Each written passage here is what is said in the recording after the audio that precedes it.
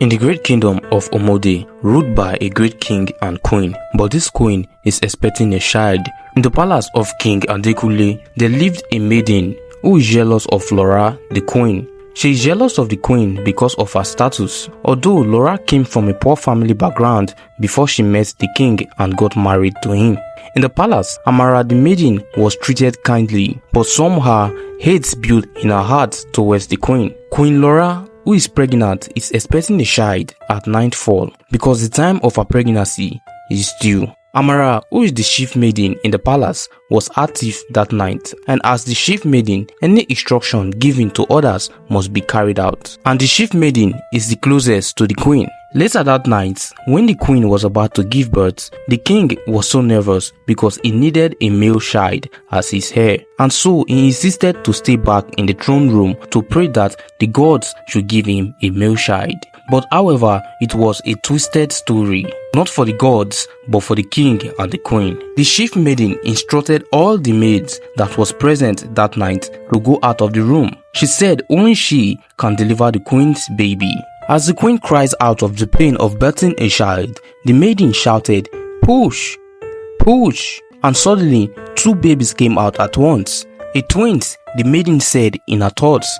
She quickly put one of the baby inside a basket, and at that moment, the queen passed out and she couldn't see what was happening around her and how many babies she gave birth to. The maiden that night carried one of the baby and she took her outside the palace and kept her behind a huge grass, and she ran back to the queen. When she got there, the queen had already woken up and in her arms was a baby. When the queen saw the maiden, she asked her where she went, and she said, "Oh, your majesty, I went to get water from downstairs." And the maiden said, "It's a girl, my queen."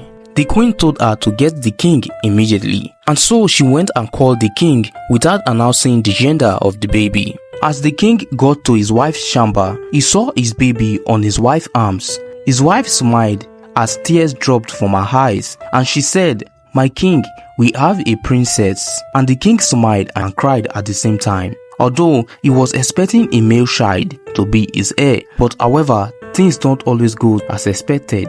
The king was happy together with his wife as they prepared for the new baby ceremony the next morning. At midnight, the chief maiden Amara covered her face and went to look for the other child she stole from the queen. But as she got to the huge grass where she kept the child, she could not find her there again, and so she was confused. And that night, she patrolled throughout the kingdom, knocking from doors to doors and asking if anyone saw a baby, but no one agreed they saw any baby. And so she went back to the palace and said in her room, "What have I done? Did anyone see me carrying the baby? What if I get into trouble? If the king found out, the punishment is unforgiving." And she said to herself, "I don't think any of the maidens saw me because I drove them out of the room." When she kept the baby behind a huge grass that night, a horse keeper came by to gather some grass food for her horse. To her greatest surprise, a baby was crying alone. As she saw the baby, she was in shock. She said, "Oh, who did this to this poor little baby?" She quickly carried the baby on her horse and she went back to her village close to the kingdom of Omode. As the woman rode her horse through her village, the people outside wondered why she had a baby, and some said, "Whose baby is that?"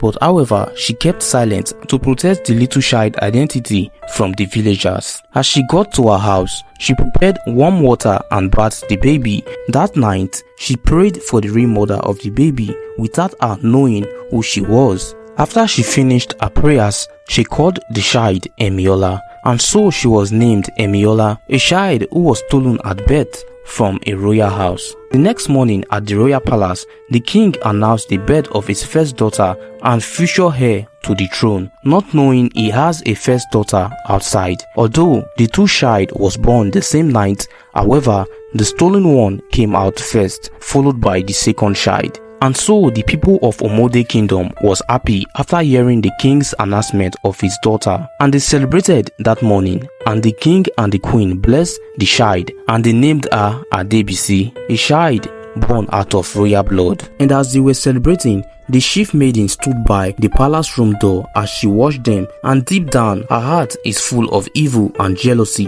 for the queen. A great atrocity she has done. And as time flies, Emiola and Adebisi grew into a fine young woman.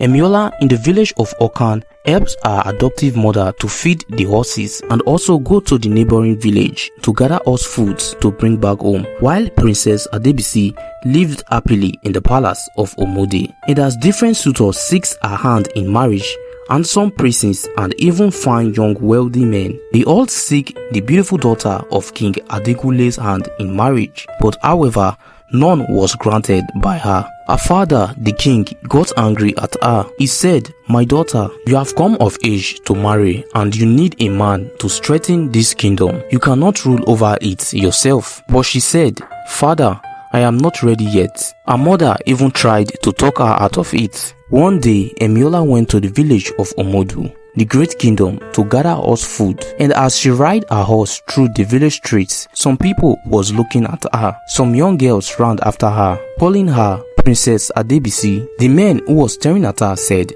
"Why is the princess dressed like that? And why is she riding a horse by herself?" They asked, "Does the king know about this?" And as she ride the horse with speed through the village, because of the horse's footsteps and sound, it was difficult for her to notice people who was calling and running after her. After she carried the horse leaves, as she was stepping out, some women was looking at her, thinking she was the princess dressed as a commoner and riding a horse. But Emiola wondered why they were staring at her. But however, it was her first time buying horse food from the village of Omode. She avoided talking to strangers. When she got home, Emiola told her adoptive mother about how people were staring at her in the neighboring village, and her mother asked if she talked to anyone, and she said, "No, I did not." And her mother said again, "It is good not to talk to strangers because you don't know who they are or what their intentions may be." And Emiola said, "Okay, mama." And so Emiola went on and fed the horses. Later that evening, in the kingdom of Omode, the news broke out and rumor flies quickly of the princess seen in the village street riding horse and dressed like a commoner. And so the news got to the elders, and the elders, who are already not happy of the king's heir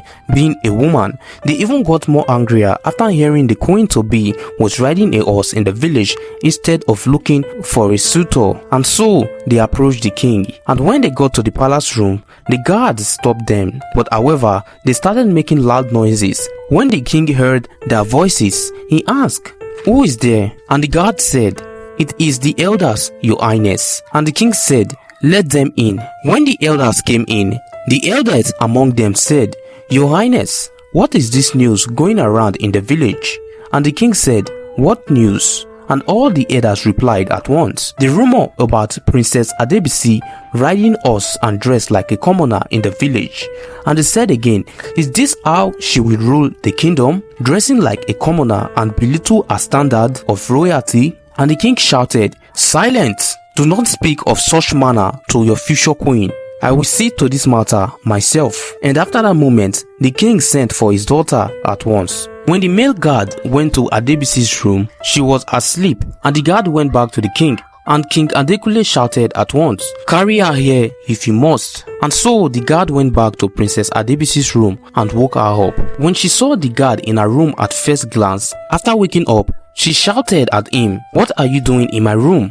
Who let you in?" And the maidens who was looking after the princess stood outside as she shouted. And the guard said, "Forgive me, princess, your father sent for you." And the princess said, "Is that why you woke me up from my sleep?"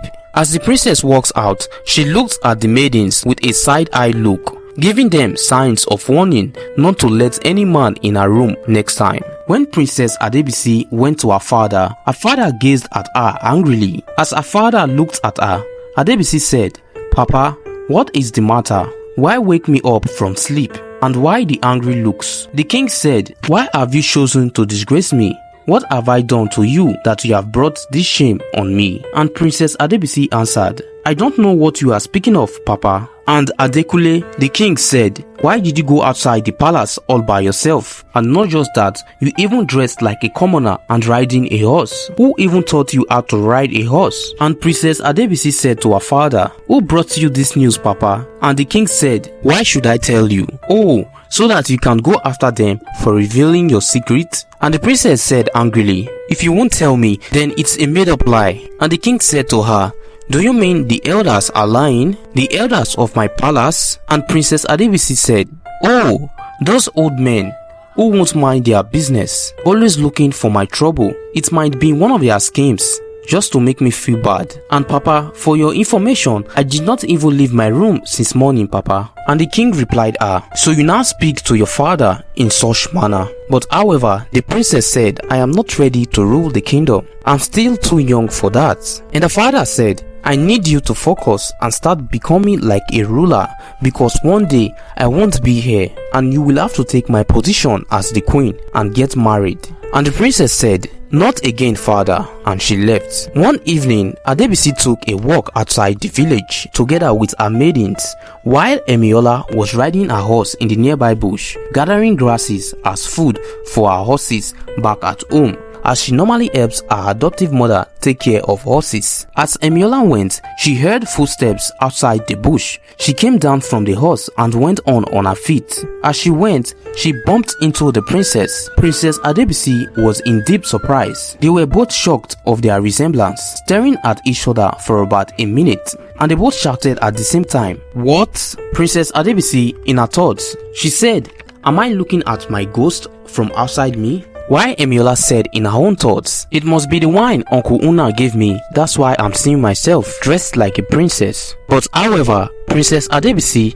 with boldness, started walking around Emiola, looking at her from head to toe. She asked, "Who are you?" And Emiola asked as well, "Who are you?" Meanwhile, the princess escort was waiting for her outside the bush as she went to relieve herself. However, Princess Adebisi grabbed Emiola's hand and said, "Why do you look like me?" But suddenly, Emiola removed her hands and ran quickly back to her horse and went back home. And as she ran, Adebisi stretched her hand and said, "Wait!" But however, Emiola was long gone.